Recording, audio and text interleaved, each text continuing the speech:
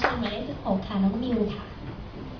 สวัสดีค่ะณัฐนิชาใจบุญนะคะชื่อเล่นชื่อมิวค่ะวันนี้จะมาร้องเพลงเพิ่งรู้ว่ารักค่ะ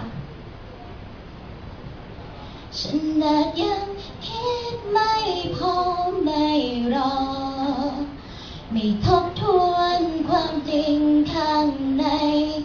ฉันทำโอกาสดีๆหายไป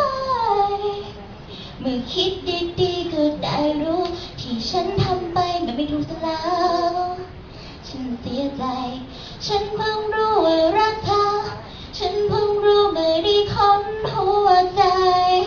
ไม่เคยอยู่